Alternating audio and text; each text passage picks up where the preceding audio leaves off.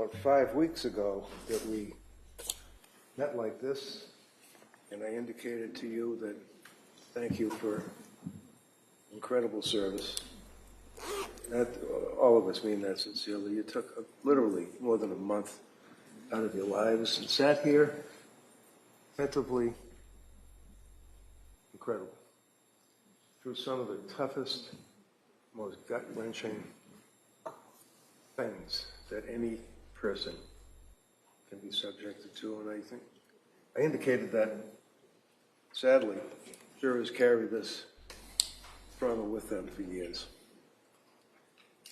And the service that you have performed, I have never seen before.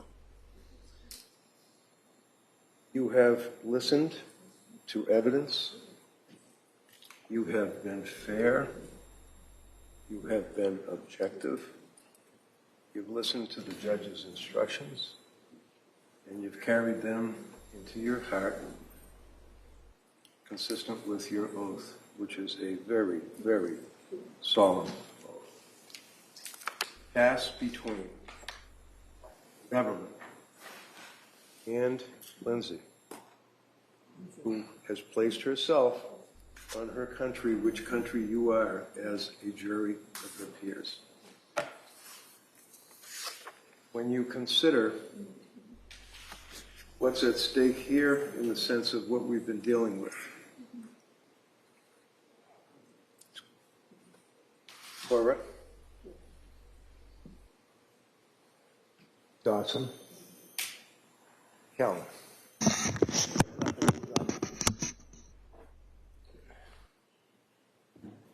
She knows loss. And that's why we think of Cora, Dawson, Calvin. For a minute.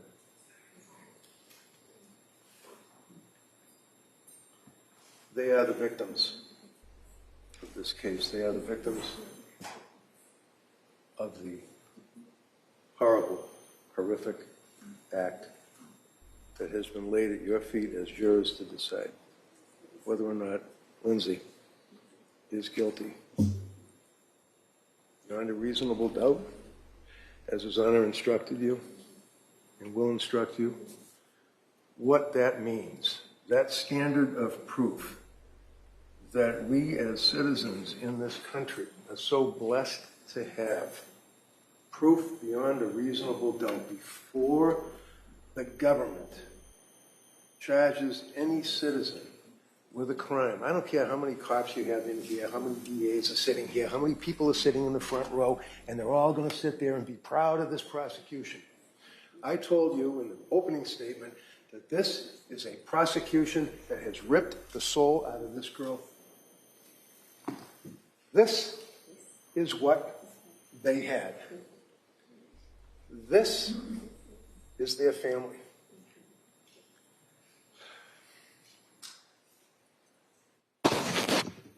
How does this turn into this? How? Because of the damn medicine and the lousy medical care that she got.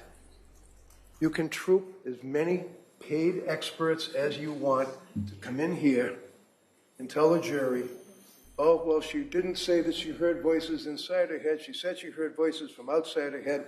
She said she was making chicken McNuggets. There was a bowl on the sofa. She wasn't making chicken McNuggets. She said something.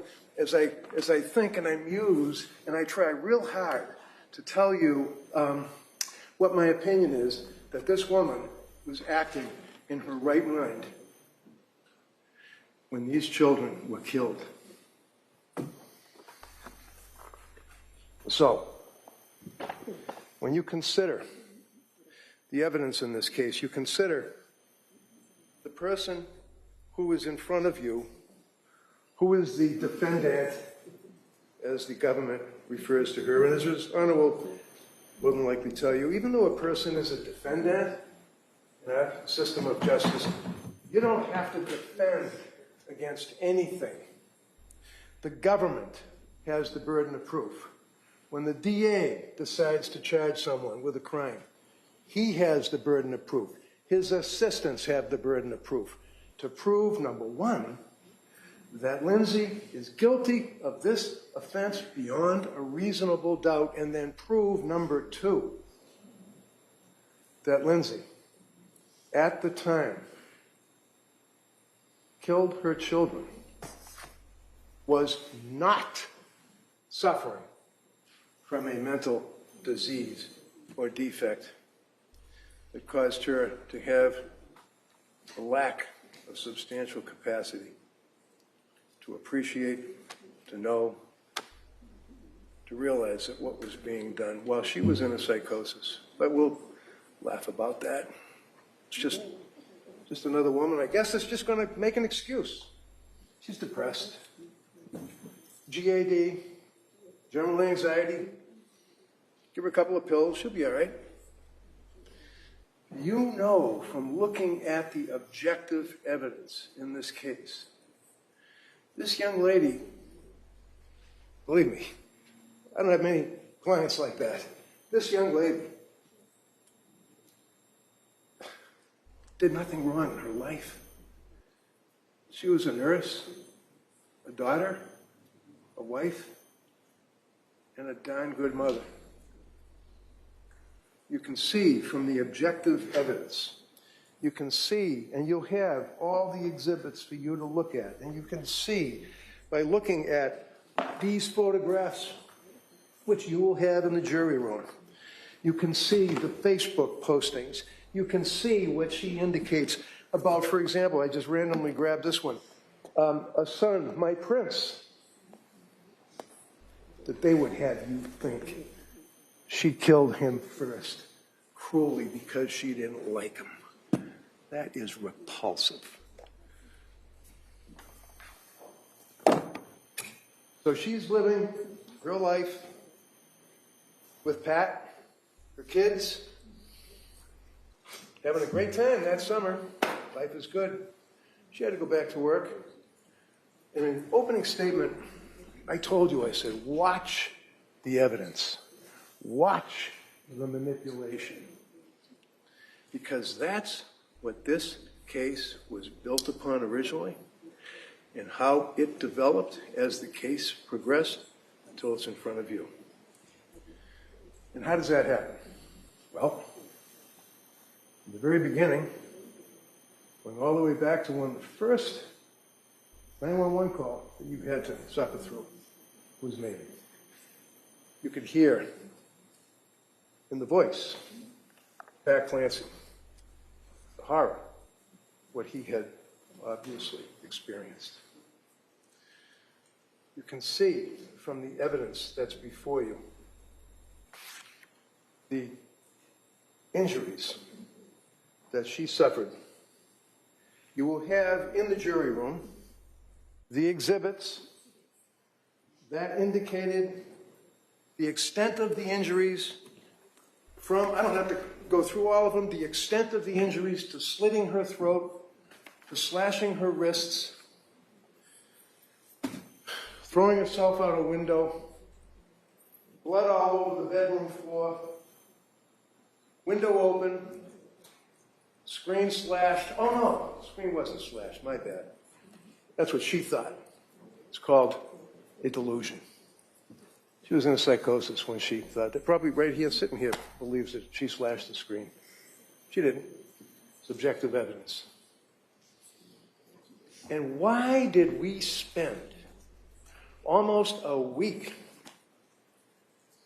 showing you the extent and the severity of that suicide attempt?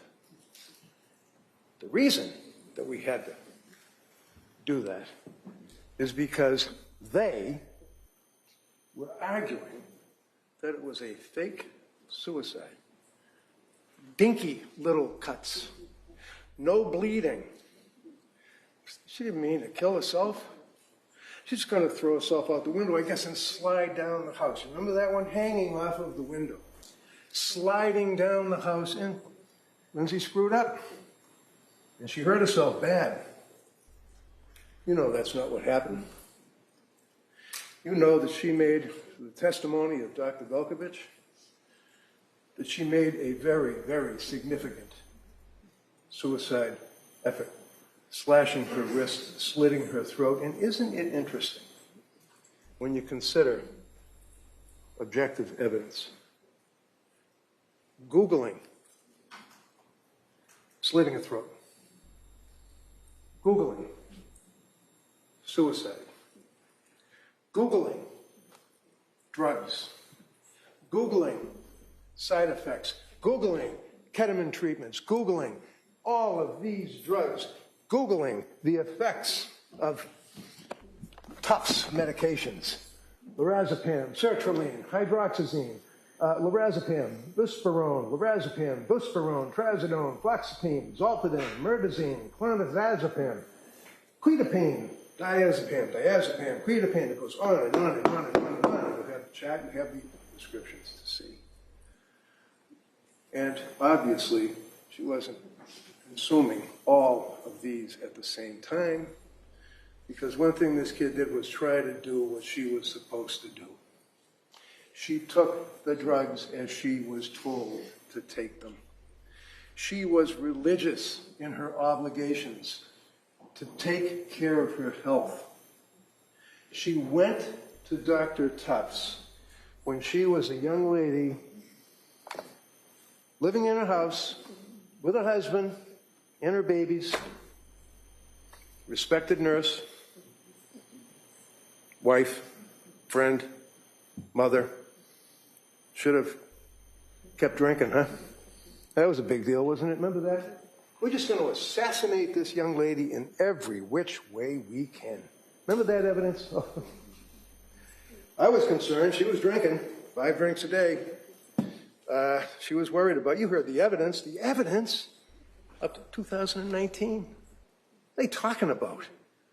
She wasn't drinking while she had her kids. She wasn't drinking while she's breastfeeding. She would have a couple of beers with her friends. That's bad. You put that over in the bad pile. Right here. We spent all that time showing through Dr. Laposada's testimony that this was a legitimate, dreadful, horrific suicide attempt. You think about this beautiful young girl throwing herself out a window. That's a quarter. I don't know if you ever played pool. I challenge you to tell this jury why we spent a week showing that she committed, your witnesses. Counsel, address the jury, please. Said, their witnesses, serious suicide attempt. Remember that? Tried to kill herself. So now they'll back off on that, and they'll agree. A serious suicide attempt. That's why I say, watch the evidence. Watch the manipulation. Remember the argument with the bands. She took the bands out of the bag, put the gloves on, talks to Dr. Laposada on the Zoom, slams the bands down, out of the paper bag, does the movement of the bands and yells at Laposada and says, wrapped. They were just wrapped. They weren't knotted because you gotta get Lindsay tightening the band, right? You gotta hold it. You gotta hold it for a minute. You gotta hold it for 2 minutes, 3 minutes, 4 minutes. That's why she needed the bands not knotted. And then she said, it's like this. And they sprang open. Remember that? Dr. Laposada said, yeah, I saw what you did. And she walked away like if the glove won't fit moment. Quarter number 2. What did Patrick Clancy testify to? You heard his testimony. He indicated clearly, unequivocally, they were knotted around the necks of those children, to the point where he had to struggle And it's your memory, not mine. If I say something you don't recall, forget it. It's what you remember the evidence to be.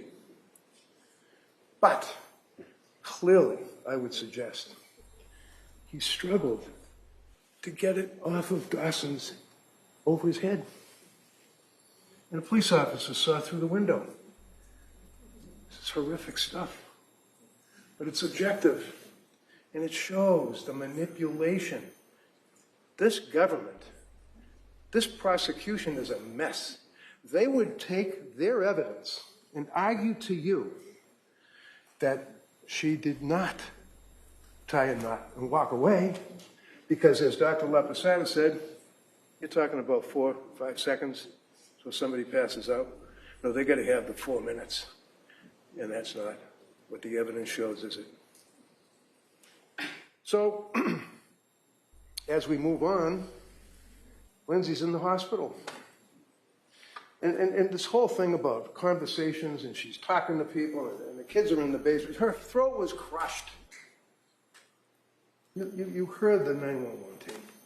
You draw the inference, whether or not there's a conversation about where the children are. I tried to kill myself, the kids are in the basement, all that. You determine whether or not that was something that could be discerned. And the police investigation, because as His Honor indicates, there are two things here. Number one, proof beyond a reasonable doubt that she's guilty, and number two, proof beyond a reasonable doubt that she was not suffering from a disease or defect, as His Honor instructed you at the time of these killings. Those are the two things they have to prove. And when the police charge somebody with a criminal offense, they have an obligation to investigate. At the end of the day, when you're talking about, well, we've got the charges are before the court, you can sit there in the court, you can feel proud of yourself. Did you do a good investigation? Do you even know what this, you'll see the photograph of the cup and the powder. What is it? They don't even analyze it. Did they take pictures? Did they analyze? Did they test the blood? Did they? Lousy investigation of this case. Well, that's okay because she was guilty, and they put her in the hospital, and she's the evil woman that killed the 3 innocent kids. And they're going to stand there while she's chained to the bed, paralyzed. You heard testimony from Dr. Zeisel. They weren't little fluffy cuffs that were securing her to the bed. They were handcuffs, not the medical treatment. Medical treatment would be, like restraints, so you don't do whatever, pull lines out and things. We're talking about when the big men were in there with their guns and their badges and they're sitting outside the door, and they're going to make sure that Lindsay Clancy, paralyzed, chained to the bed, doesn't get up and run away from the hospital, I guess. And they just have to suffer their way through. I guess I worked 8 hours. I had another shift I had to work that night. This is the treatment. And what's important about that is what kind of treatment did this young lady get from the health care providers? Remember Meg Collins? She came in this court. Meg, you might remember. Tall woman, short blonde hair, squared away.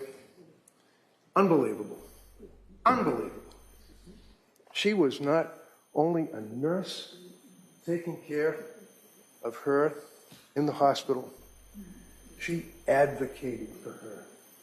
She stood up for her patient. She protected her. During the pandemic, you know that Meg Collins was in that emergency room when half of us were hiding at home behind our computers, hoping that we're not going to die in a week, drinking our Chardonnay at 11 o'clock in the morning. Meg Collins was in a hospital treating people and advocating for them. That's an example of what nursing is all about. Not having attitude, not treating somebody like they're to be disdained. And what's even worse, she comes out of a coma. She is intubated. She has had major, major surgery of her broken, crushed spine, vertebrae, rib, thyroid. Massive, not my words, medical records, massive testimony, blood transfusion for the blood loss. And when someone, you've heard evidence, comes out of surgery, they're delusional. You've had anesthesia. You've had think about having your tooth pulled. Think about the trauma that somebody has when they're in a hospital bed laying there, paralyzed, unable to feel the lower half of their body, but able to feel with the meds and the pain medication and everything else, the damage to the spine. And then the hospital has a meeting. Remember the other doctor, I think it was Dr. Shah, the Indian woman? Wicked impressive. She was amazing. She had the facts. She was able to tell you exactly what she observed. He was able to tell you what they were doing to treat Lindsay. She treated her like a human being. She was a damn good doctor. Came in here and told you all of her observations about her and told you one of the things that ultimately that they were concerned about is they had to have this big confabulation about, we're going to take her off the, the healthcare process. They had to have lawyers. They had to have people there. They had to have her signing documents. They had to determine whether or not she was going to be signing something to have her parents take over because Pat was not going to be responsible for her care. Lawyers, cops, handcuffs. Do I need a lawyer? Write that down. Where are you? You're out there somewhere. Write that down. Boy, she wanted a lawyer. That's a bad thing. Must be guilty. Let's put that in the guilty pile. That's why she said that in a delirious state, dealing with all of these people about that issue. But what's even more nefarious is you think about it, as I said, your eye on the ball because of the manipulation. Paul Zeisel, big deal. I'm friends with the guy. You heard evidence that I called him. I was with Pat a night or two after this incident in the bedroom with all the blood. I was with Pat taking evidence that the police didn't even see in their thorough investigation. And I was able, as you know now, certainly, to grab this. Why wouldn't the police have grabbed this? They're all empty. You can see when they were prescribed. You can see what they are. You can see what she took. You read the testimony. It's tough to take a handful of pills. Remember the guy saying that yesterday? Tough to take a handful of pills. Well, no. They were crushed. Oh, shit, they were crushed. Okay. Where's the residue? Where's the crusher? Where's anything? Doesn't matter. Doesn't matter. Great investigation, guys. So you have a situation where they leave this behind. They don't even look at it. One of them, and again, your memory, not mine. One of them testifies, well, they might have looked at it and saw it and just didn't seize it. Seriously? They go down to the kitchen, they seized every pill bottle that was in the cabinet, along with the books.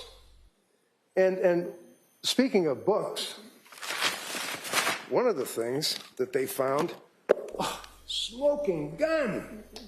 Good moms have scary thoughts.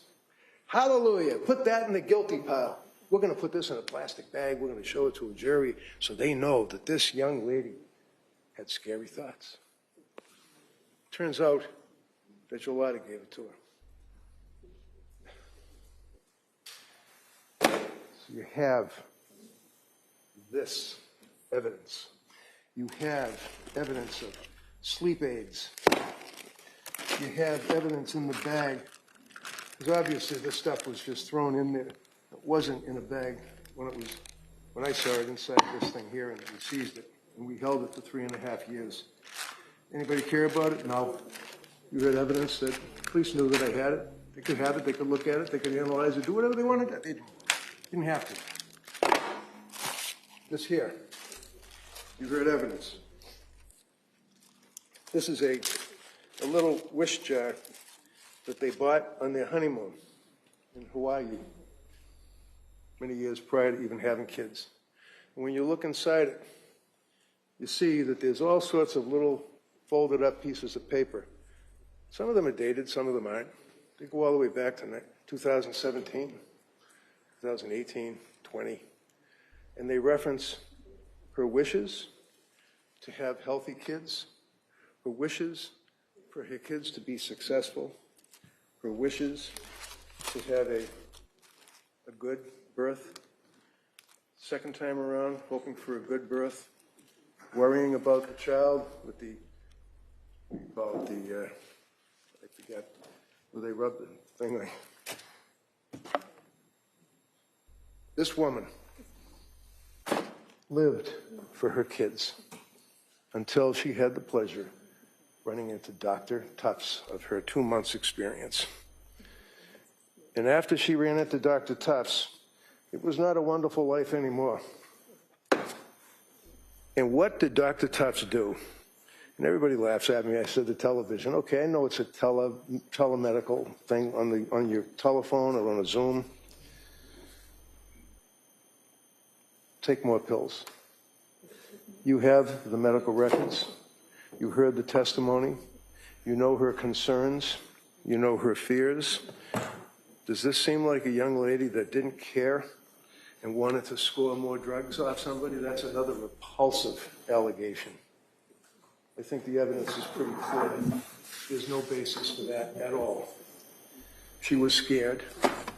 September into October of 22, young, vibrant, hardworking, you've heard all this, not my words, witnesses' words, holding goals for herself. Hardworking nurse, hardworking mother, would take the kids to the Kingsbury Club. That's another thing. Sounds pretty snooty, doesn't it? Oh, they're at the Kingsbury Club. It's a swimming pool and a place where you can exercise. Watch the manipulation. Because now you've got a situation where you've got manipulation with the Kingsbury Club, you've got manipulation with these other items here, and you've also got manipulation of Paul Zeisel told Lindsay what to say. Say that you're hearing voices. Think about how ugly that is. Because you know, beyond a reasonable doubt, even though we don't have any proof, we have no burden. You heard from Sheila. Remember Sheila, the woman that's the reverend or whatever, she's the chaplain at the Brigham and Women's Hospital. She didn't know Lindsay from anybody that night when she came in all broken up. And she told you that she continued. She was there when Lindsay came out of, was extubated. She was there when Lindsay was going through her treatments. She was there for 8 days before Paul Zeisel even knew Lindsay existed. But they would be in here telling you that Lindsay saw the psychologist because the lawyer went and got the psychologist to go and speak to her. And then you have these guys here, the cops. They're having meetings, talking about it. They're talking about it. Must have been the shrink. Must have been the psychologist. Must have been Zeisel. He's the guy that told her what to say, and he did not.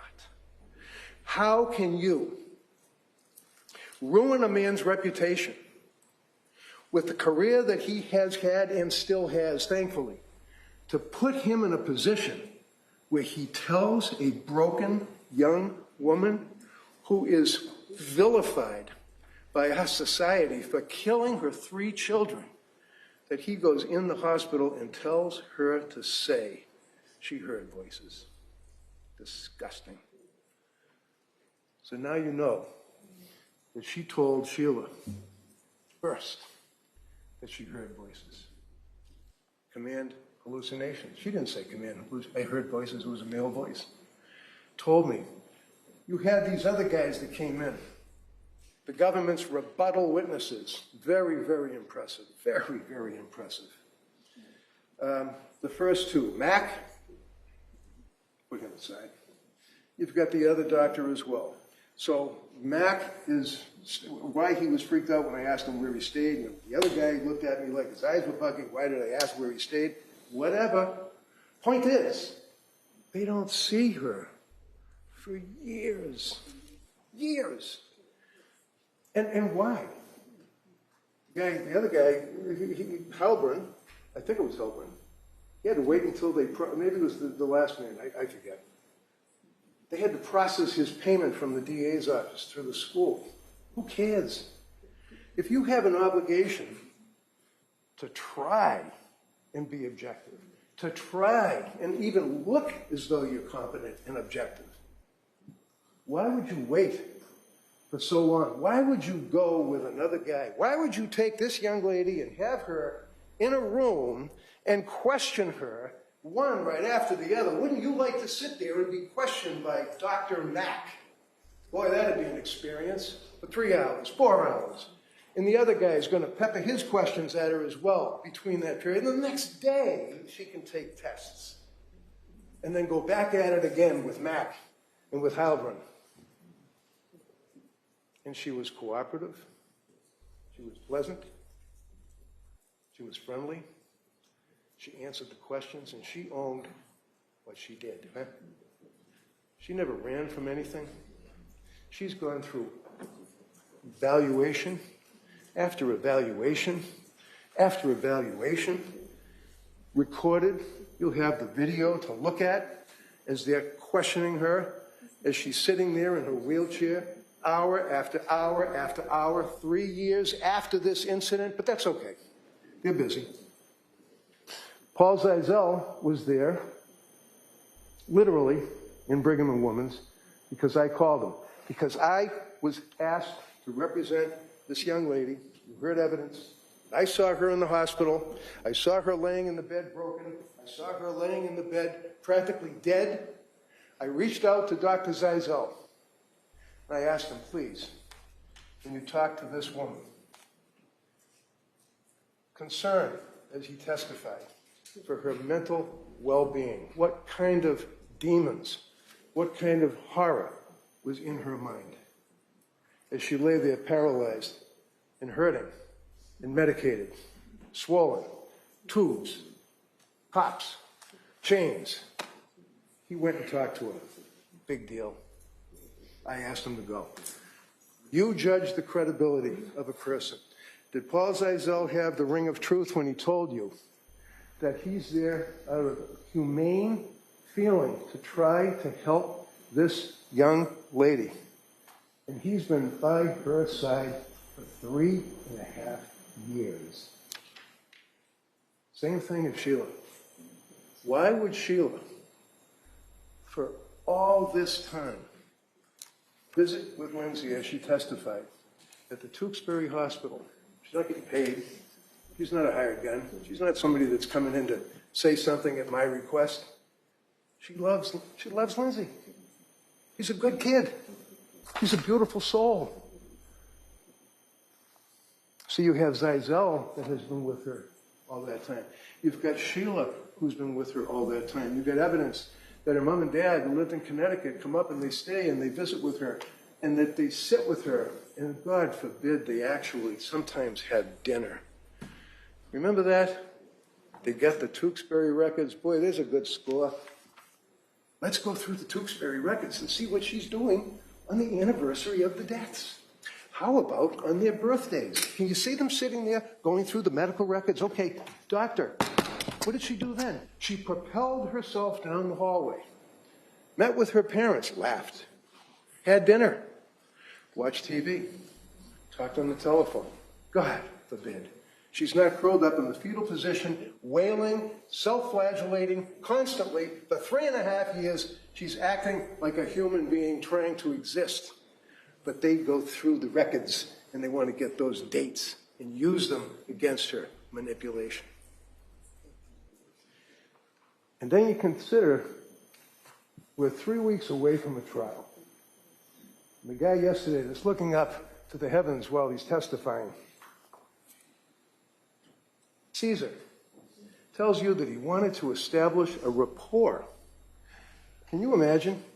You know that you're 3 weeks away from your murder trial, and you know that this is doctor number 3 who's been hired by the government to come in and evaluate you and testify against you, and he's going to establish a rapport. There is no rapport, but yet she was cooperative, she was friendly. Interestingly enough, just like the treating doctors don't talk to each other, they don't communicate with each other, they don't have access to medical records, she signs the HIPAA forms. They don't know what her records are, but they know for sure what Dr. Resnick had in his report. They know for sure what Dr. Zeisel had in his report. They know for sure what Meg Spinelli had in her report, and they incorporate that into their report. But then you have the MMPI and the other psychological tests that were administered to her on the second day of the Mac Heilbrunn team interviewing, interrogating, questioning her. She passes the MMPI. Testimony is presented. She answered the MMPI honestly. And they're pertaining to state of mind. They're pertaining to what occurred. What occurred. They're questioning this young lady as to what her state of mind was then, in the middle, and now. And she didn't lie. She didn't malinga. She didn't exaggerate, and more importantly, if anything, she minimizes. But she certainly was off the chart on the suicide scale. And then you have testimony from Dr. Resnick, Dr. Zeisel, Dr. Condi. And they were paid for their testimony. We're all paid. Like I said, not the jury so much, but the judge, myself, Chrissy, everybody gets paid. These doctors came in and testified. Phil Resnick, the man is something out of a scary movie. He has the world record of investigating, examining, and treating people in psychosis that kill their children, filicide. He has a world-renowned record for checking fakers to see if a person is malingering. Their doctor agreed that his article on Voices is a leading article with research in the world. Their doctor agreed that he, Bill Resnick, is an expert on malingering. You heard him testify by Zoom because he had surgery. But he showed up by Zoom and testified that, again, 4 months after this incident, he met with Lindsay, he evaluated Lindsay, compared, looked at all the records, just like all the rest of them, everyone says. They looked at all the records, the police reports, grand jury minutes, everything else. He indicates clearly, in his opinion, that she was in a state of psychosis at the time of this death, times 3. Has any of the government doctors rebutted that? One of them, Heilbrunn, said it's possible either way. That's not proof beyond a reasonable doubt. The other one, Mac, you can accept his testimony if you wish, but I suggest that you probably won't. And then you're left with the doctor yesterday, who didn't even know what killing during the course of a psychosis was. And when I was questioning him about it, he agreed. And I said, don't just agree with me. You're just agreeing with me because I said that? And he basically said, yeah. What kind of expert testimony is this? It's a mess. But the government uses them to try to rebut a man like Phil Resnick, who tells you that she was suffering from a horrific mental disease and defect at the time of the killing of her beautiful children. Why? The how? And the fact that under the law, as His Honor has given you, she's not criminally responsible. And the burden is on them, right here. Prove to you that at the time of the killing, as Dr. Resnick says, that she was suffering from a disease or defect. As Dr. Zeisel said, that she was suffering from a disease or defect. As Dr. Condi said, she was suffering from a disease or defect. And Condi took you down the road of all of these medications as a psychopharmacologist, as a doctor that specializes in prescription medications. And you got the evidence, so you're able to look at that and determine, see what the side effects are, what she was complaining of, and look at her records. I mean, they have really turned her inside out. I mean, they've got every single text, every single email, every single picture, everything that she did in college. Oh, that's another thing. She lied, according to the guy yesterday that testified. She lied to Pat about being on Prozac. They were dating for 3 months. She's living in Boston. She meets this kid. She thinks that she might like him, and they're dating. Oh, excuse me, before you go out with me, let me tell you that about a year ago when I was studying for my exams, because I'm nervous about talking in public, I got on Prozac. Seriously? That's what the government is arguing in this case. You're going to have this journal, which talks about her being, this is how controlling she is, manipulation. In the opening statement, you may recall that the district attorney said that she was a hard-charging, manipulating woman that was controlling, and everything in their life was controlled, and she ran it to the water, to the carrots, to the beets. You look in this book, and as you might recall, Ms. Rossi testified when asked, did you feel that she was being controlling of you? Because she says, for example, Monday, 10:24, Kellen, put down for a nap. Hopefully we'll nap for 2 hours. If he wakes shortly, let him resettle himself. Bottle when he wakes up. Then it goes on and on. Make salad, romaine lettuce. He likes peppers, broccoli. Cut the sweet potatoes in chunks. Thank you, with the heart. Another good score.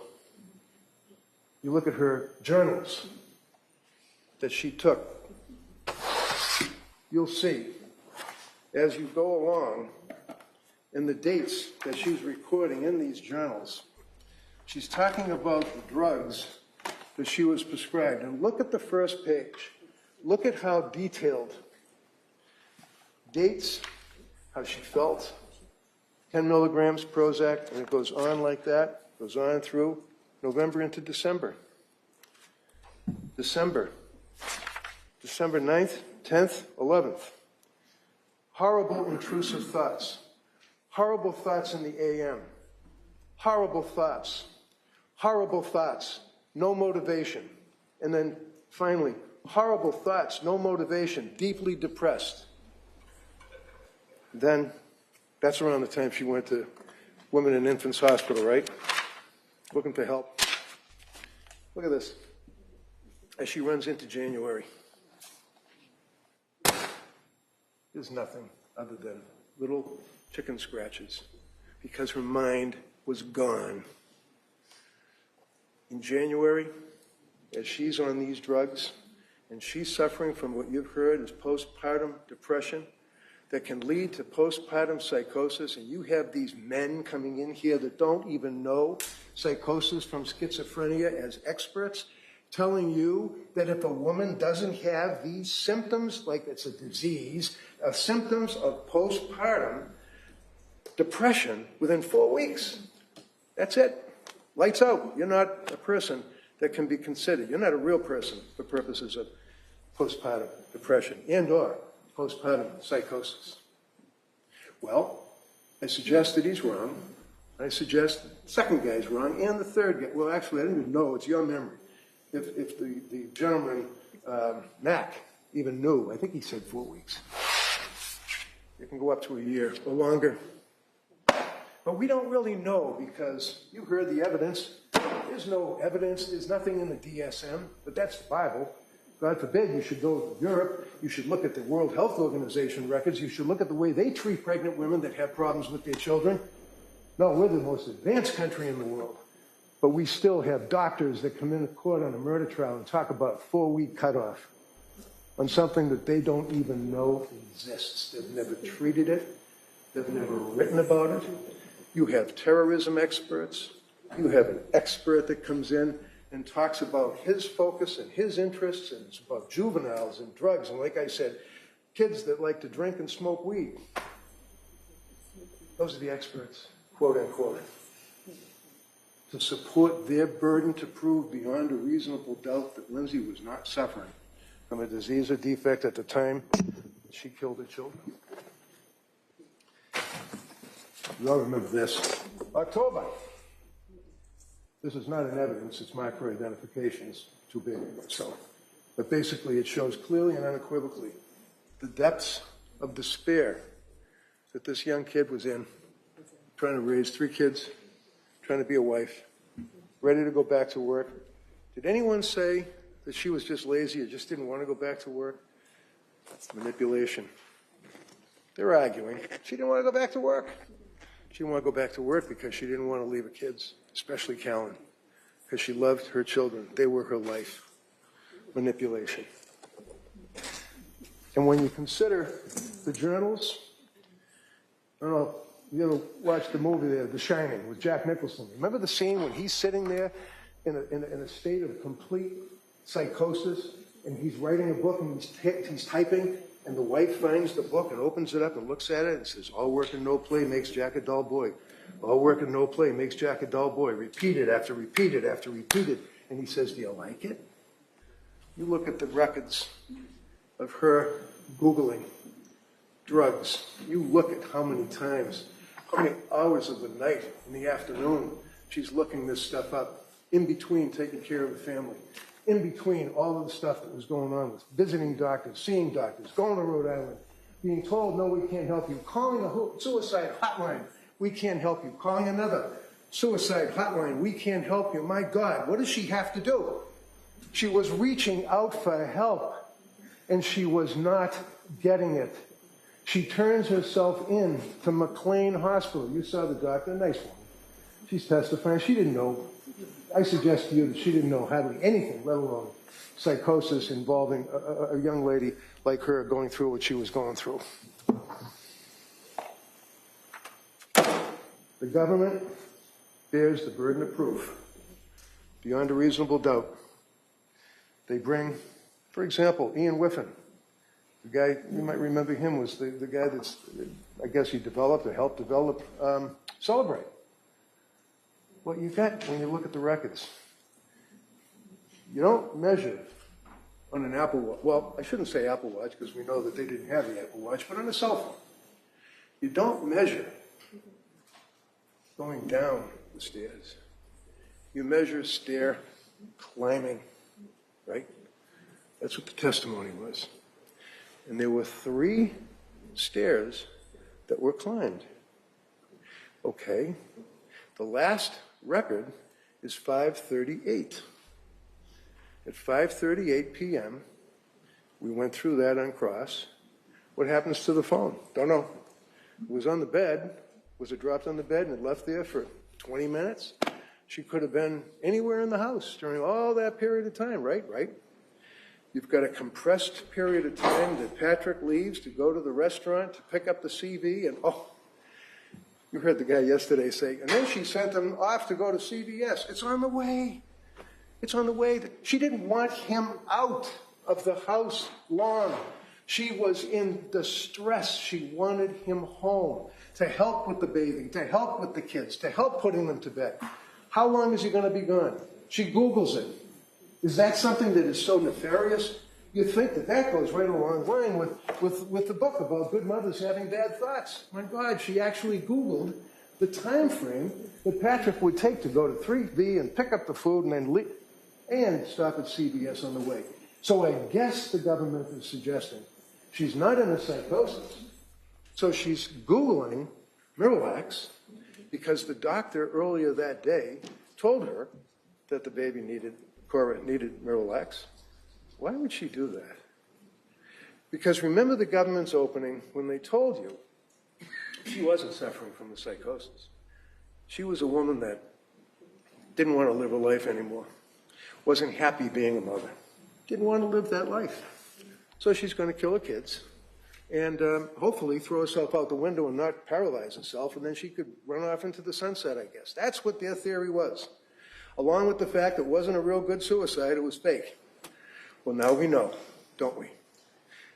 the mess that this young lady was in her brain, my brain is being damaged. I will never be better. That's the evidence. That's the evidence that we have in this case. Burden of proof is on them to prove to you that at the time that she killed these three beautiful kids, that she just wanted to move on with her life. And I suggest to you, just as there's no chicken nugget residue, and then when you look at those photographs, there's a slice of a cucumber, there's a slice of a carrot, there's no chicken nuggets in that bowl. Patrick wouldn't know what the kids were eating. She was the one that would cook their dinner. She was in the refrigerator, but the guy yesterday is like, oh, no. Patrick said that the child was eating the chicken McNuggets in the bowl. No. She was getting food out for the two kids, not the little baby, two kids for dinner. There's no evidence that she's lying. There's no evidence that she's malingering. And finally, remember, there was a big deal about whether or not the voices are within the head or whether or not they're outside of the head. Dr. Resnick's article with the largest research on voices malingering in the world indicates that 38% of almost 1,000 people that were examined report voices from inside their head. And it stops. You're going to buy that guy yesterday? He doesn't know what he's talking about. This young lady is not guilty of the killing of her children because she was suffering from a disease and defect, as His Honor instructed you. And they're not going to be able to prove otherwise. And it's their burden, not ours.